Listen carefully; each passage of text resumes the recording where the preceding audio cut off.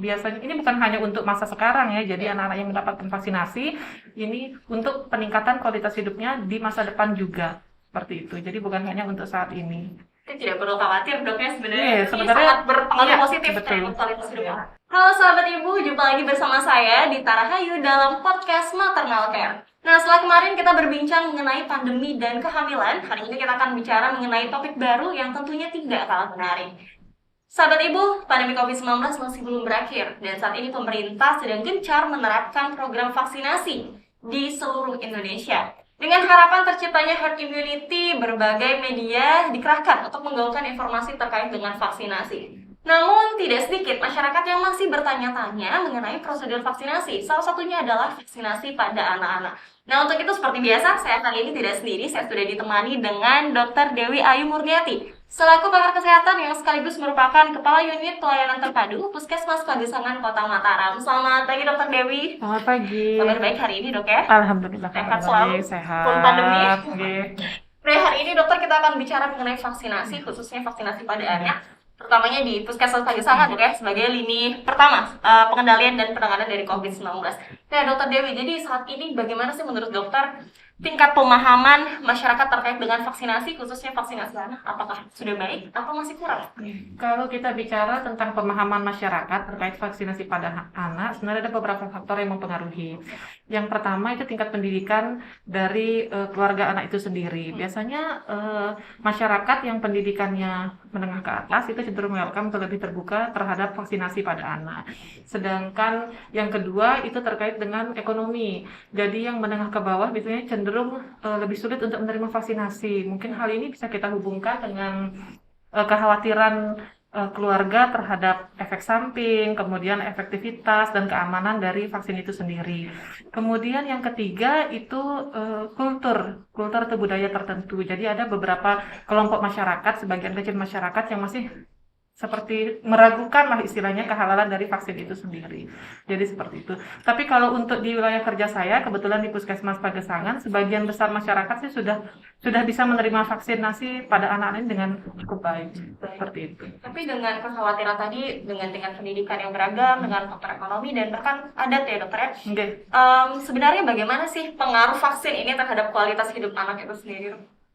Sebenarnya sangat berpengaruh erat sekali ya terhadap kualitas hidup anak itu sendiri. Jadi anak-anak yang diberikan vaksinasi ini biasanya ini bukan hanya untuk masa sekarang ya. Jadi anak-anak yang mendapatkan vaksinasi ini untuk peningkatan kualitas hidupnya di masa depan juga, seperti itu. Jadi bukan hanya untuk saat ini. Tidak perlu khawatir dok ya, sebenarnya Iya, ini sebenarnya sangat berpengaruh positif betul. terhadap kualitas hidup anak. Nah, sebenarnya apakah vaksinasi ini akan membuat anak kebal sepenuhnya terhadap suatu penyakit atau bagaimana? Ya, sebenarnya vaksinasi ini bisa membuat anak-anak itu kebal terhadap penyakit tertentu, tergantung jenis vaksin yang diberikan. Yang sering salah persepsi di masyarakat itu kalau misalnya anak-anak itu divaksin, biasanya cenderung mereka berpikirnya, oh berarti anak-anak ini tidak bisa terkena sama sekali terhadap penyakit tersebut. Sebenarnya tidak seperti itu. Ya, saya ambil contoh mungkin mudahnya campak. Jadi anak-anak yang diberikan imunisasi campak bukan berarti dia tidak terkena penyakit campak sama sekali. Jadi tetap ada kemungkinan mereka terinfeksi penyakit campak. Akan tetapi gejala yang ditimbulkan biasanya lebih ringan dibandingkan anak-anak yang tidak mendapatkan vaksinasi, seperti itu. Jadi resiko mereka lebih rendah dibandingkan anak-anak yang tidak mendapatkan vaksinasi. Baik, untuk sahabat ibu jangan salah sangka lagi ya, jadi vaksin itu bukan 100% kebal, tidak mungkin sakit, tetap mungkin tapi peluang lebih rendah dengan gejala yang lebih ringan, betul sekali. Nah, selain itu dok, apa saja sih penyakit yang bisa dicegah dengan vaksinasi dok? Sebenarnya ada banyak ya penyakit yang bisa dicegah dengan vaksinasi. Kalau kita kenal dengan PD3I ya, penyakit-penyakit yang bisa dicegah dengan vaksinasi, itu kita bagi menjadi dua. Ada yang vaksinasi dasar atau istilahnya program pemerintah, itu seperti misalnya penyakit TB, kemudian campak, terus kemudian difteri, pertusis, tetanus, kemudian meningitis, dan ada beberapa vaksinasi lain yang tidak masuk dalam program imunisasi dasar pemerintah, seperti misalnya rotavirus itu untuk mencegah diare, kemudian varicella atau cacar air, dan tifoid. Baik. Dan apakah semua anak itu boleh divaksin dok?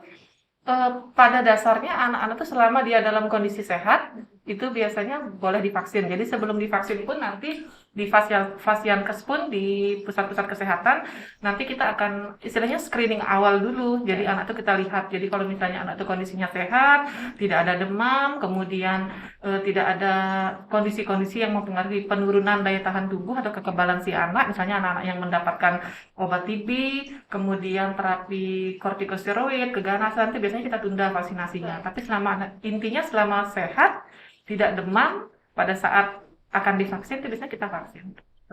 Jadi harus sehat ya intinya Ya, untuk intinya harus menghindari kejadian Ya, ikutan pasca betul. imunisasi seperti itu gitu ya.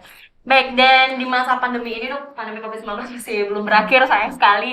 Dan bagaimana sih cakupan vaksinasi anak di masa pandemi, apakah terpengaruh Dok? Cakupan pasti berpengaruh ya, terutama pada awal-awal masa pandemi kemarin.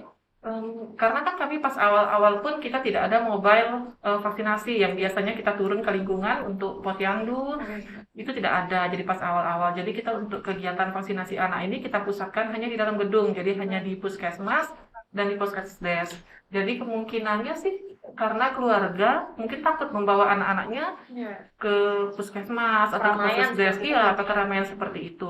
Tapi seiring berjalannya waktu, mungkin kita sudah mulai bisa beradaptasi ya, dan istilahnya new normal juga. Jadi kalau untuk sekarang-sekarang ini berapa bulan terakhir sudah mulai kembali normal sih untuk sasaran vaksinasi. Kita pun sudah mendapatkan istilahnya pola-pola yang cocok untuk melaksanakan posyandu di lingkungan dengan tetap memperhatikan prokes. Berarti dimodifikasi dengan Iya, protokol Dok betul. ya. Oke. Baik, kemudian untuk meningkatkan derajat kesehatan anak nih Dok, di Indonesia khususnya melalui vaksinasi, apa sih yang perlu dilakukan oleh masyarakat Dok? Eh, ini kan sebenarnya program pemerintah juga ya. Jadi kalau menurut saya sih sebaiknya ya semua kita mendukung. Jadi anak-anak ya kita ajak untuk mengikuti vaksinasi ya untuk meningkatkan kualitas hidup mereka ke depannya. Sekaligus kan sebenarnya untuk mungkin kalau untuk jangkauan jangka panjangnya untuk herd immunity-nya. Jadi ke dalam satu lingkungan seperti yang saya bilang tadi ada sebagian kecil masyarakat yang benar-benar sulit untuk kita masuki yang tidak mau vaksinasi. Tapi kalau misalnya di lingkungan itu sebagian besar anak-anaknya mau divaksin, jadi mungkin yang sebagian kecil ini bisa terlindungi, bisa tercover dari anak-anak yang betul, jadi anak-anak yang sudah divaksin seperti itu. Baik Dokter, sekarang kita beralih ke topik pandemi Dok. Oke. Pandemi COVID-19 saat ini Dokter melihat bagaimana angka kejadian pada anak-anak di Nusa Tenggara Barat khususnya. Ya, kalau pandemi COVID-19 sebenarnya kalau khususnya untuk di NTB ini lumayan tinggi ya kita kalau untuk yang di NTB. Jadi di sini kalau untuk data per 1 Agustus kita ada 1.736 kasus yang terkonfirmasi positif dengan 27 orang yang meninggal.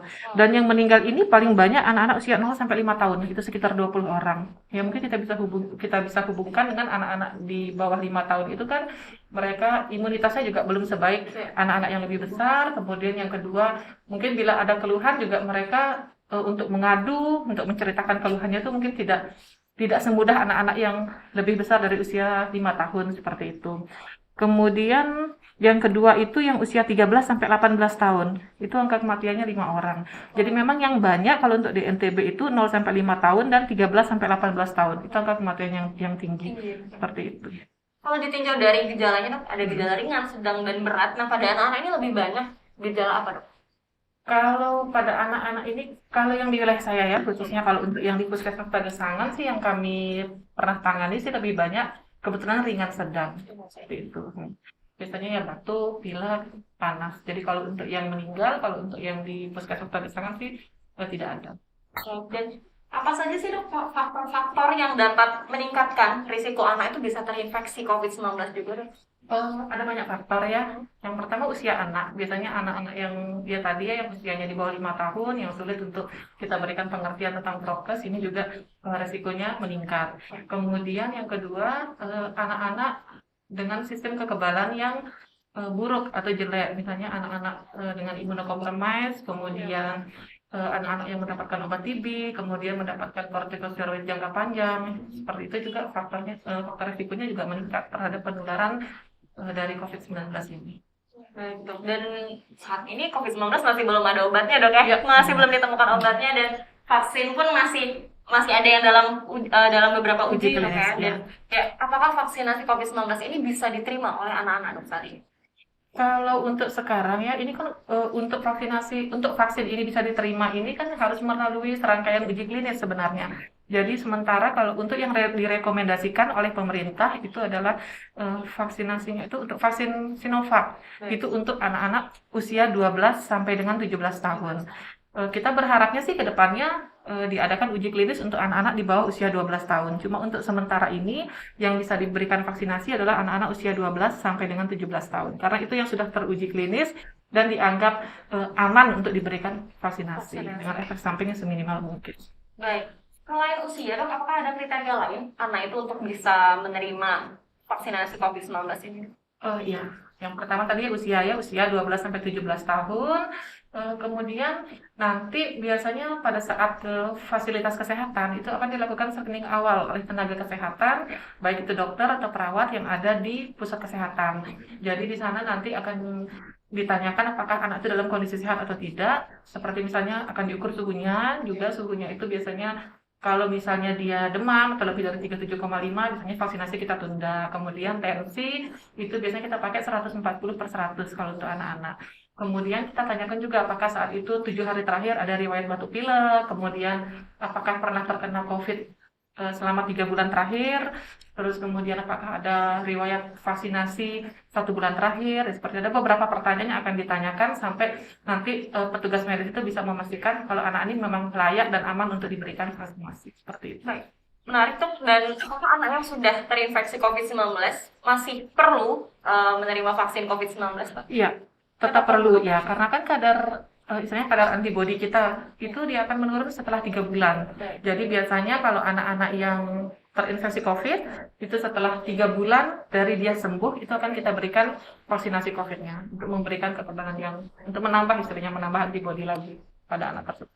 Baik, berarti tapi tetap ada jarak waktu, Dok, ya, antara sembuh COVID-19 dengan ya, 3 bulan. Tidak, 3 bulan. Ya. Nah, Dokter, dan seandainya ada seorang ibu yang menerima vaksin COVID-19, kemudian hamil, dan apakah bayinya ini akan memiliki antibodi terhadap COVID-19 ini dari ibunya, Dok? Ya, benar sekali ya. Jadi ibu-ibu yang hamil, termasuk yang menyusui, ini keuntungannya sebenarnya dengan ini dia bisa memberikan antibodi kepada bayinya. Itu keuntungannya. Dan yang tidak kalah penting kalau untuk ibu-ibu yang hamil sebenarnya ini mencegah kelahiran prematur juga. Karena yang ditakutkan komplikasi dari COVID-19 pada ibu hamil ini adalah kelahiran prematur. Berarti tetap bisa mencegah, ya, bisa dikatakan? Iya, betul. Bisa mencegah pada bayi yang dilahirkan nantinya. Ya. Dan pada anak-anak, Dok, apakah ada ketentuan berapa dosis yang harus diterima anak-anak dalam vaksin COVID-19? Ya, anak-anak 12 sampai 17 tahun ya yang sudah bisa diberikan vaksinasi itu 0,5 ml. Berarti itu dalam berapa kali vaksin? 2 kali, interval 28 hari. Kita kurang lebih berarti sama ya, dua dosis seperti dewasa ya? Iya, sama. Dosisnya sama seperti dewasa. Baik, sebelum dan sesudah anak menerima vaksin, apakah ada pantangan makanan tertentu atau pantangan-pantangan lain yang harus dijalankan, Dok? Kalau makanan ya, kalau makanan tertentu sih nggak ada ya, bisa makan seperti biasa sih kalau untuk anak-anak. Tidak ada pantangan, ya, tapi kembali lagi kondisi anaknya yang penting sehat dan memenuhi kriteria tadi, Dok, ya? Betul sekali. Tidak perlu khawatir dengan pantangan makanan. Ya, kalau makanan sih tidak ada hubungan secara langsung ya dengan vaksinnya. Yang penting pada saat divaksin anak-anak itu dalam kondisi sehat seperti itu. Tidak akan ada reaksi-reaksi yang dikhawatirkan masyarakat, Dok, ya? Nggak, insya Allah sih nggak ada ya kalau makanan. Atau mungkin begini, kalau misalnya anak itu punya penyakit seperti misalnya asma seperti itu. Sebenarnya kan kalau anak-anak dengan asma pun selama dia tidak serangan pada waktu kita akan berikan vaksinasi boleh untuk divaksinasi. Tapi kalau misalnya anak-anak itu misalnya sensitif terhadap es atau makanan yang dingin, ya mungkin dihindari 1 atau 2 hari sebelum vaksinasi. Mungkin seperti itu. Tapi kalau hubungan yang secara langsung sih makanan tidak ada sih kaitannya secara langsung dengan vaksinasi. Baik, Dok. Jadi dari tadi kita bicara rasa-rasanya sih, bukan rasa-rasanya sih. Vaksin ini aman untuk anak-anak, Dok, ya, yang penting sesuai dengan kriteria dan syarat-syaratnya untuk anak. Dan tapi apakah tetap ada efek sampingnya, Dok, vaksin COVID-19 ini terhadap anak? Efek samping sih ada ya, pasti ada. Efek samping pasti ada, tapi jarang sih ya. Kalau yang selama ini saya temui pun jarang. Efek sampingnya itu ya bisa ringan, bisa juga yang maksudnya bisa lokal efek sampingnya, bisa juga yang sifatnya itu sistemik. Yang paling banyak sih biasanya efek samping yang ringan, yang sifatnya lokal. Paling kalau pada anak-anak itu ya nyeri di tempat suntikan seperti itu sih. Berarti tidak mengkhawatirkan lah ya Iya, tapi efek sampingnya. betul. Yang penting balik lagi ke awal sesuai dengan kriteria dan Iya, syarat betul. menerima vaksin dok ya. Nah untuk kejadian ikutan pasca imunisasi dok yang kita katakan segala efek samping yang dikenal masyarakat setelah menerima vaksin COVID-19 ini apakah bisa dicegah? Efek sampingnya kalau untuk dicegah efek samping ya, kalau kita bicara efek samping ini sebenarnya ada beberapa faktor juga sih yang mempengaruhi. Kalau efek samping ini dipengaruhi oleh faktor psikologis paling banyak ya. Kalau yang pengalaman saya itu lebih ke arah faktor psikologis dari si sasarannya akan divaksin seperti itu. Jadi kayak misalnya faktor kecemasan, kemudian kekhawatiran seperti itu biasanya. Jadi biasanya yang setelah vaksin terus tiba-tiba ada yang langsung lemas, kemudian ada yang sampai pingsan lebih karena tegang, karena takut. Jadi sebelum divaksin pun sudah ngomong duluan, Iya, iya. kok takut ya, takut disuntik Iya. seperti itu. Jadi akhirnya habis disuntik ya beneran gitu ininya. Biasanya mereka pusing ya seperti itu sih. Efek sampingnya ringan sih belum ada sih, mudah-mudahan tidak ada, belum ada yang sampai berat. Jika memang nanti pada saat anak itu menerima vaksin COVID-19 dan mengalami kejadian ikutan pasca imunisasi tadi, entah itu nyeri atau yang lainnya, tata laksana atau langkah awal yang harus dilakukan oleh orang tua khususnya apa nih? KIPI ya, Iya, KIPI itu ya sebenarnya KIPI itu sendiri kan dia itu kejadian yang mengikuti yang terjadi setelah imunisasi yang sebenarnya belum tentu berhubungan langsung dengan imunisasi itu. Jadi ada banyak faktor sih yang berpengaruh seperti yang saya bilang tadi, dan yang paling banyak sebenarnya malahan faktor kecemasan seperti itu.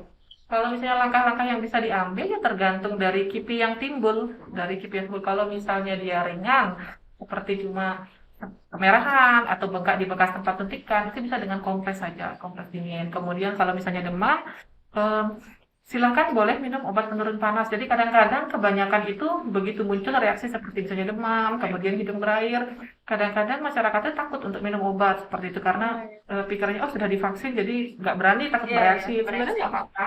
Kita pun begitu kalau misalnya demam ya silakan minum obat penurun panas. Kemudian banyak minum, mungkin memakai pakaian yang mudah menyerap keringat, kecuali mungkin KIPI yang berat. Oh ya, itu setelah vaksinasi itu pun sebenarnya kita tidak langsung pulangkan. Jadi kita akan observasi dulu 10-15 menit. Pantau dulu dok. Iya, kita pantau dulu. Kalau misalnya sudah kita yakin aman, misalnya baru kita pulangkan seperti itu. Kecuali untuk KIPI-KIPI yang berat, kayak misalnya shock anafilaktik, kemudian kecacatan, yaitu mungkin butuh penanganan medis lebih lanjut. Biasanya kita rujuk ke rumah sakit. Nah itu tadi dok, banyak juga masyarakat yang keburu panik gitu dok Iya, ya, melihat anaknya mengalami mungkin gejala-gejala tertentu atau perubahan-perubahan setelah vaksin COVID-19. Nah kapan sebaiknya orang tua membawa anaknya ke dokter, berkonsultasi dengan dokter misalnya? Ya. Kalau untuk di semua Fasiankes sebenarnya ya, di sana kita biasanya kita berikan kontak person di sana, biasanya ada nomor kawan yang bisa dihubungi. Jadi kalau misalnya ibunya panik atau keluarganya panik setelah habis divaksin, biasanya mungkin yang paling cepat bisa hubungi dulu petugas medis sesuai dengan nomor HP yang tercantum. Tapi tergantung keluhannya juga ya, itu mungkin kalau yang demam, bengkak bekas tempat suntikan. Tapi kalau untuk yang KIPI-nya berat, yang sampai mungkin anaknya pingsan, tidak sadar, kejang, mungkin segera dibawa anaknya ke rumah sakit seperti itu. Jangan buru-buru panik, tenang dulu dok ya. Betul. Demam bisa dikompres dulu, nyeri bisa dikompres dulu seperti itu dok ya. Dan biasanya tadi yang saya bilang itu juga KIPI itu kan ada juga yang istilahnya kayak kejadian koinsiden. Jadi sebenarnya tidak langsung berhubungan karena efek vaksinnya ya, jadi mungkin bisa jadi anaknya memang sebelumnya itu sudah sakit dulu seperti itu. Baik. Nah saya teringat kembali dok, tadi dikatakan di awal vaksin itu tidak 100% membuat kebal dok ya. Iya. Tetap ada kemungkinan terinfeksi, tetap ada kemungkinan sakit, hanya gejalanya yang lebih ringan. Nah seandainya pada saat Anda sudah menerima dosis pertama, kemudian berarti masih bisa terinfeksi dok ya. Iya. Dan apakah anak ini harus menunda dulu jaraknya tadi dosis 1 dan 2 28 hari dok ya? Nah, kalau di pertengahan ternyata ada Terkena COVID. terinfeksi, itu gimana? Tetap kita mundur berarti vaksinasinya. Jadi kita pakai patokannya 3 bulan setelah sembuh. Terinfeksi. Tapi tetap dihitung dosis kedua seperti itu. Iya, tetap dihitung dosis kedua. Betul. Kalau di NTB sendiri vaksinasi untuk anak sudah dimulai dok? Vaksinasi COVID. Oh sudah mau dimulai. Baik, terakhir nih dok, ada pesan nggak untuk sahabat ibu khususnya terkait dengan vaksinasi anak? Ya pesannya harapannya sih ini jangan gampang termakan berita-berita yang tidak bisa dipertanggungjawabkan. Jadi pasti kalau misalnya pemerintah sudah menyarankan untuk vaksinasi, itu pasti maksudnya baik untuk anak-anak kita supaya sehat. Terus kemudian jangan ragu untuk memvaksin anak-anaknya, untuk membawa anak-anaknya ke Fasiankes untuk vaksinasi. Karena kan kita tidak tahu juga sampai kapan pandemi COVID ini. Jadi sangat penting saya rasa untuk memberikan kekebalan sedari dini untuk anak-anak. Iya, baik. Sahabat Ibu tadi pesan yang bagus sekali ya dari Dr. Dewi ya. Jadi untuk media saat ini sudah sangat mudah diakses, sangat mudah mencari informasi terkait dengan vaksinasi anak, tapi jangan sampai termakan berita yang salah dong ya, jangan sampai termakan informasi yang salah. Baik Dr. Dewi, terima kasih banyak sudah meluangkan waktunya untuk berbagi informasi yang sangat bermanfaat bagi kami. Jangan kapok untuk bagi-bagi informasi dok ya, untuk mengedukasi. Semoga lancar vaksinasi COVID-19 anak-anak di NTB. Baik sahabat Ibu, terima kasih banyak telah menyaksikan podcast Maternal Care hari ini. Program ini didukung oleh Fakultas Kedokteran Universitas Mataram. Saya Dita Rahayu pamit undur diri, sampai jumpa di podcast Maternal Care selanjutnya.